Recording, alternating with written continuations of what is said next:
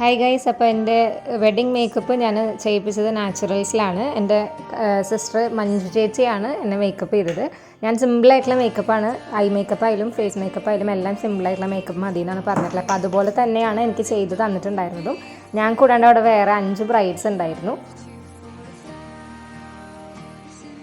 So finally make ഓവറൊക്കെ almost കഴിഞ്ഞിട്ടുണ്ട്. I M so excited.